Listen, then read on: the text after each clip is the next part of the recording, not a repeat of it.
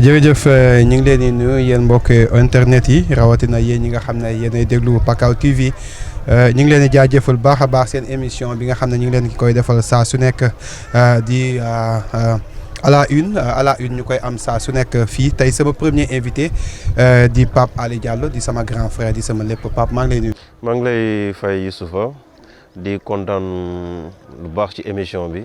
di leen encourager ci seen vraiment initiative bi nii parce que nous sommes dans le monde des numériques donc am Pakao TV en tout cas di relayer vraiment seen action loolu vraiment lu baax la donc ñu ngi leen di encourager bu baax. jërëjëf grand balaa ñu laa nuyu rek bañ la diwoo ba pare ba nga am léegi tey bu ñu doon laaj kan mooy Pape Diallo ci wàllu politique ci wàllu xarañ nga brefal ñu ko tak balaa ñu dugg ci question yi. bon li ma mën a wax man de Mame Ali Diallo laa tudd ñëpp Pape Diallo lañ ma xamee nekk un jeune acteur politique à la base di militer wu parti démocratique sénégalais donc sama engagement politique dafa fës depuis 2007 mais donte en fait je suis un fils du parti parce que ku xam sama papa moo nekkoon premier représentant parti démocratique sénégalais à Sédhiou depuis 1974 nekkoon encore député opposition entre 93 et 98 donc depuis lors man 2007 laa engagé bu baax politiquement surtout élection locale 2009 di soutenir le procès Amath Tidiane Ba dont je prie pour le repos de son âme. Donc malheureusement j'ai pas été conseiller municipal en 2009 ba 2014 laa doon conseiller municipal donc jusqu'ici je suis élu en tout cas au niveau de la mairie de Sédhiou donc nekk aussi aujourd'hui responsable des jeunes du PDS dans le département de Sédhiou donc en tout cas di investir bu baax en tout cas sur le champ politique au niveau local donc brièvement loolu laa mën a wax.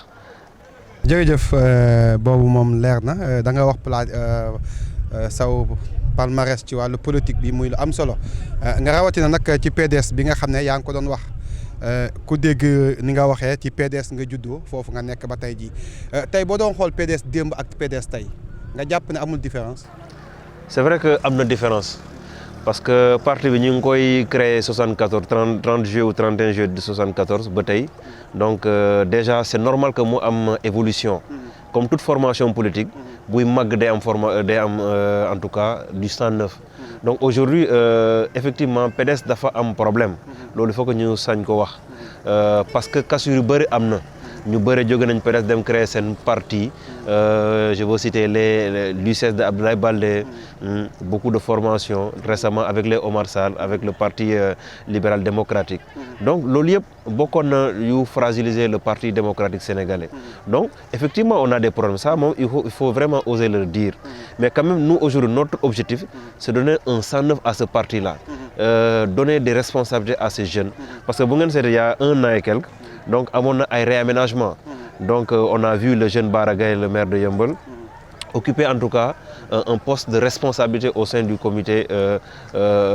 directeur national donc loolu yëpp même à la base on va procéder à des renouvellements affaire corona moo tax ñu suspendre suñu activité politique mais il y a 3 jours le secrétaire général national maître Abdoulaye Wade jëloon na bataaxal ne ñun léegi dañuy reprendre suñu activité politique donc notamment des renouvellements même à Sédhiou en tout cas on va procéder en tout cas à ces renouvellements là c'est l'occasion pour moi quand même de lancer un appel à ces jeunes politiques qu'ils viennent s'investir, qu'ils viennent occuper des responsabilités parce qu'aujourd'hui nous également on a plus de 35 ans ce qui veut dire qu'on doit plus militer dans des structures de jeunesse donc c'est l'appel que je voudrais en tout cas à cette occasion lancer à cette jeunesse libérale du département de Sédhiou.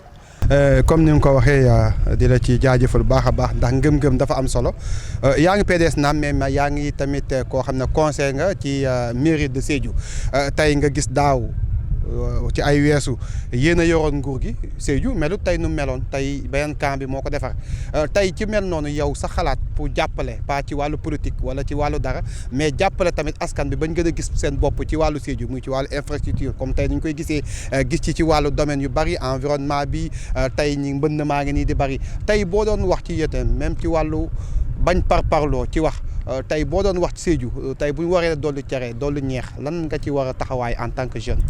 waaw xam nga d'abord gestion municipale mairie day am ñaar ce qu'on appelle deux fonds am na benn fonds boo xamante ne loolu mooy fonds de dotation fonds boobu dañ koy orienter maanaam à travers les services déconcentrés ñaareel fonds bi muy yor mooy le fonds d'investissement malheureusement fonds boobu c'est minime par rapport au fonds de dotation donc fu fonds d'investissement yooyu la mairie di def ay actions parce qu'on est élu pour faire des actions. Mais malheureusement, ces fonds-là sont trop minimes. Généralement, c'est 20 millions, 25 à 35 millions. Donc, maximum pour y a 50 millions de problèmes. Là. Mais c'est du quand même changer notre visage. Mais d'où, ce n'est pas un investissement direct de la mairie de Sédhiou. Parce que la mairie, nous fait investissement.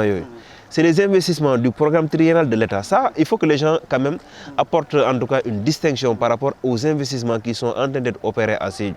Donc, d'où la mairie. Liggéeyu état du Sénégal mairie dafa am fonds boo xamante ne si la nar a liggéey maanaam ay voiries et cetera lu mu nar a génnee tout ça mais malheureusement ñun bu ñu toogee 2014 à nos jours lu ñu def ko en termes d'investissement mairie Sédhiou néew na torop c'est vrai que état du Sénégal def na fi dara mais loolu on n'est pas attendu on est attendu à un autre niveau également loo xamante ne mooy doon investissement mairie donc c'est pas une façon de dénigrer mais quand même c'est un constat qui est là que les populations ne parviennent pas à distinguer entre les investissements de l'État du Sénégal et les investissements de la mairie de Sédhiou. mais État du Sénégal boobu nga État du Sénégal nekkoon na fi ci ay jamono te defi fu loolu est-ce que tey jii soo en tant que jeune nga lancé ci politique bëgg dem ñu ñëpp ñoo xam ne benn la ñoo joxante loxo tey boo xoolee ne état démb moo fi nekk am na état bu fi nekkoon tey lépp di ci état te état bële defu ko état bii defu ko nga jàpp ne yow applaudir. xam nga ñu bëre dañuy foog ni Sénégal mi ngi door a am indépendance Sédhiou mi ngi door a juddu Sédhiou commune la depuis 1960 donc depuis 1960 am na état bu ko créé mooy le premier état la première république du Sénégal moo créé commune de Sédhiou en tant que collectivité territoriale en tant que collectivité locale donc ñu dem ba 2008 Sédhiou a été érigé en région mais région boo ko créé day entamer loo xam ne moom ce qu'on appelle un processus de développement donc 2008 à nos jours effectivement les choses commencent à bouger les lignes commencent à bouger mais Kolda est séparé de Ziguinchor en 1984 mais ce n'est qu'en 2001-2002 que Kolda di door a am ay investissement donc vous voyez tout ce temps-là donc c'est la même chose aujourd'hui qui s'opère à Sédhiou jooy nañ tribunal parce que casier 1000 francs lañ doon taxé nit ñi effectivement aujourd'hui le casier c'est 400 francs ou 200 francs d'ailleurs donc aujourd'hui les casiers c'est fait à Sédhiou donc pour dire que loolu yëpp processus la boo xamante ni régionalisation moo koy joxe donc aujourd'hui ñun ñi ngi rafetlu bu baax en tant qu'opposant on n'est pas des nihilistes donc on n'est pas des nihilistes en tant qu'opposant on sait que l'État du Sénégal est en train de faire quelque chose mais préalablement en fait il y a des jalons qui ont été déjà posés donc ça vraiment il faut le dire donc c'est le moment quand même di jaajëfal suñu état parce que de 60 à nos jours ils ont eu à faire quelque chose sinon donc la République là serait vraiment en tout cas un éternel recommencement donc loolu laa bëggoon apporter ci laaj boobu quoi. jërëjëf mbokk internet yi comme ni nga ko gisee rek seen émission à la une yéen a ngi koy seetaan ak Pape Ali Diallo moom leader politique la PDS représenté jeunes départemental rawatina nag di conseil municipal fii ci mairie de Sédhiou Pape Ali da nga wax léegi nga ne corona bi moo tax fi mu toll nii ngeen bàyyi woon lépp mais président Ablaye Wade mi ngi doon waaj pour ñu jéem a kenn ngeen jàpp ne waru leen a noppal góor gi léegi fi mu toll nii bañ a langaamu ci ginnaawam. góor gi symbole la ci parti symbole la ci Sénégal symbole la ci Afrique symbole la ci adduna bi yëpp donc góor gi mi ngi noppaleku mais il donne des orientations à cette nouvelle génération du PDS donc góor gi dafa doon suñu consultant dafa doon suñu miroir dafa doon suñu référence donc de kay mi ngi noppaleku këram mais xam nga nuñ ko waxee rek mag baax na ci kër donc moo tax chaque fois bu ñu sumbee dara il faut que vraiment ñu soumettre ko loolu n'est-ce pas mu orienter ñu suñuy lekk donc moo tax léegi on a senti qu'effectivement il y a eu beaucoup d'allègements par rapport aux mesures qui ont été déjà prises par l'État du Sénégal moo tax léegi nous on a décidé de relancer nos activités politiques donc pour dire que góor gi aujourd'hui il ne va jamais se présenter à un quelconque poste politique au Sénégal donc lui il est conseiller c'est un guide à nous c'est une référence à nous. Tout à fait jërëjëf Pape Ali comme ni nga ko waxee rek ba tey ñu dugg ci wàllu ndaw ñi ñu gën a constaté wu ne gis nañ fan yële ci Facebook bi ak internet yi yéen a ngi jëmbat ay garab pour gën a taaral dëkk bi ndax environnement ñëpp dañ ko war a toppatoo mais dañuy gis saa bu ñu wootee ci wàllu environnement wala ndaw ñi nañ génn ñu soxna leen ci foo xam ne ci wàllu lu concret la ñu néew ñooy génn lan moo waral loolu. Peut-être que amuñu information bu bëri ci wàllu reboisement peut-être que mesurer ñu ba léegi impact boo xam ne suñu environnement mi ngi koy subir agression yi peut-être qu'ils n'ont pas mesuré en tout cas ces faits-là. Peut-être également ils n'ont pas reçu beaucoup d'informations par rapport à la préservation de l'environnement. Donc c'est le moment également de lancer appel à l'endroit des jeunes pour que nous participions à l'effort citoyen. Jeunes place am du terrain de foot seulement. Donc il faut participer à une action de développement. Donc c'est pourquoi à partir de la journée de l'arbre du 9 août, donc, on s'est concerté, moi en tant que membre de la commission environnement du conseil municipal, avec le conseil de la jeunesse qui a été l'initiateur de l'activité. Donc la mairie nous a soutenus, à travers le maire en question nous a soutenus, et on a pu mobiliser en tout cas des gens jusqu'à reboiser en tout cas une centaine de plantes au niveau des artères de la commune. Donc la semaine suivante également, on s'est investi également pour pouvoir vraiment reboiser davantage. Parce qu'aujourd'hui, tout le monde sait que nous sommes menacés, notre environnement est menacé. Donc il faut que nous menions planter. Gis ngeen fu ñu toog nii amul mangrove 2013 defoon nañ ko mais lu bëri xam nga dem na lu fa jot a dund bëriwul donc il faut que ñu gën a continuer di sawar vraiment au reboisement. Donc aux jeunes, je pense que quand même il faut inculquer ce qu'on appelle l'éducation environnementale. Ça leur permettra quand même de mesurer un peu les enjeux, n'est-ce pas, de l'environnement. Donc appel boobu laa bëggoon lancer en tout cas à l'endroit de la jeunesse de Sédhiou. Donc au service technique également de veiller, parce que la protection de l'environnement n'est pas effectivement une affaire des services techniques, mais une affaire de toutes les populations en général. tey ci wàllu environnement boobu nga dugg gis nañ ne buñ ne coupe bu bois ci côté yi la gën a bari day mel ni peut-être fii moo gën a bari garab moo waral gars yi jublu fi mais lu ñuy gis les 80% 70% dafay am ñoo xam ne dañuy am seen permis de coupure ñëw dugg suñu àll bi donc na Sénégal ñun ñëpp ñoo ko bokk ñun ñëpp ñoo ko moom mais di dagg garab yi di yóbbu te wax dëgg yàlla duñ xam ci ban motif la tey ci wàllu boobu yow noo ko gisee. xam nga boo amee permis charte mooy tax nga am permis te boo ci amee dafa am yoon lu mu la tënk pour que nga mën a dem couper les arbres. Donc dafa am anam boo xamante ne ngay dagg garab te boo daggee code forestier dafa wax ni boo daggee benn garab da nga ko nar a remplacer. Donc mais malheureusement suivi moo amul. Donc je lance également un appel à l'État du Sénégal pour renforcer les services des eaux et forêts. Parce que vraiment, ils ne peuvent pas être dans tous les fronts. Par exemple, si nous avons les régions de Sédhiou, frontalier en tout cas à la Gambie, à la Guinée-Bissau, donc vraiment, c'est un problème. Si vous dans le Diallokounda, vraiment, il y a une déforestation qui s'installe petit à petit. Donc il y a un désert quand même qui s'installe petit à petit. Donc nous, askan bobu dañu sonn. Donc parce que on parle de changement climatique, de la rareté des pluies. Donc c'est des conséquences, c'est les agressions que ce environnement va subir. Donc vraiment ñi ngi ñaan nit ñi yoon lim leen may ñi def lolu. Ñi ngi ñaan État du Sénégal également mën renforcer, doter les services techniques pour que ñu mën def seen liggéey. Mais renforcer encourager encore les dynamiques communautaires. Parce que la forêt, c'est pour la communauté. Président, d'abord, dans une constitution passée, les ressources naturelles appartiennent exclusivement au peuple. Donc, il faut que ce peuple-là soit conscient que c'est une ressource yang dem. Il faut que nous qu'ils se mettent en bouclier, pour vraiment arsène àll quoi.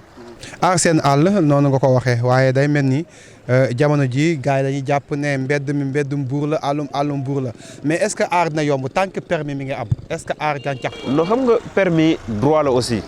droit la mais comme ni ma ko waxee préalablement donc bu ñu la joxee permis dafa am li nga nar a remplacer wu maanaam boo daggee benn garab foog nga defaat donc lu ñu mën a sauver mooy ce qu'on appelle on doit développer une éducation environnementaliste donc il faut que xale yi ñu mën a cultiver loolu te ñun mag yi ñoo leen nar a jàppale vraiment les conscientiser sur cette éducation de l'environnement. Donc, vraiment, c'est une solution fondamentale pour vraiment stopper, en tout cas, ce coupe de bois, surtout de façon frauduleuse. Depuis la politique, nous avons la région de Sédhiou, le département de Sédhiou, nous sommes responsables PDS. Vous avez une responsabilité. Non, moi je suis déjà responsable. Vous me présentez en tant que jeune. Mais nous, PDS, on est un parti politique structuré, organisé. Donc, on a une session communale qui marche. On a une fédération qui marche. Donc, au niveau de la commune, tout le monde sait que c'est Vieux Souleymane Traoré qui est le responsable de la session communale. Donc au niveau département, c'est Alassane Ndiaye qui assure la coordination, donc avec le maire de Oudoukar. Donc déjà, nous on se glorifie parce qu'on a des responsables quand même quelle que soit notre position d'opposition, mais quand même on tient des responsabilités. Et je sais tout à l'heure le maire de Oudoukar qui est aujourd'hui le président des maires du département, qui constitue pour nous en tout cas un honneur. Donc nous sommes là, nous sommes organisés. Je vous ai dit tout à l'heure que c'est l'histoire de Covid qui a fait qu'on a suspendu toute activité politique. Mais jusqu'au mois de février, on tenait en tout cas des réunions sectorielles au niveau de la commune. Donc d'habitude, tous les mois de mars, avril, on se réunit à Sédhiou. En tout cas, toute la région de Sédhiou se retrouve pour pouvoir, n'est-ce pas, parler du parti. Parler du parti tey Pape Aliou Diallo jeune la comme ni nga ko waxee di ko woote gars yi di yuuxu stade xanaa stade rek priorité la wala dafa. dama koy wax affaire stade dama ko waxtaan lu bëri man may naan léegi état dafa ne avenant 50 millions moo téye stade bi 50 millions moo téye stade bi jeex mais stade dafa doon loo xamante ni am na histoire peut-être nar ko wax fii day jël temps mais quand même lu ñu mën a wax. Moi, stade dafa yitteel la France de la jeunesse de Sédhiou, surtout les sportifs. Donc, aujourd'hui, moi, j'ai dit, on doit mettre en place un comité qui permettra de relancer les travaux du stade. Parce qu'un stade qui a été, je pense, dont la première pierre a été posée, je pense, en 2013 ou 2013, et pour une durée de 7 mois. Aujourd'hui, nous sommes vraiment à 7 ans. Donc pour dire qu'aujourd'hui, l'État n'affiche pas cette volonté de pouvoir terminer le stade de Sédhiou. Et l'erreur que l'État du Sénégal a fait, que j'estime, c'est d'entamer le stade régional alors que l'autre stade n'est pas est en construction. Mais en fait, c'est l'État toujours qui organise. Il y a ce qu'on appelle une réorientation des fonds. L'État le fait en cas de besoin. Mais le besoin primaire était en fait de terminer le premier stade, qui est le stade communal.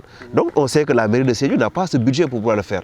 Mais moi je le dis en conseil municipal depuis 3 ans ou 5 ans, je dis il faut que la subvention allouée à la jeunesse et au sport soit orientée vers le stade.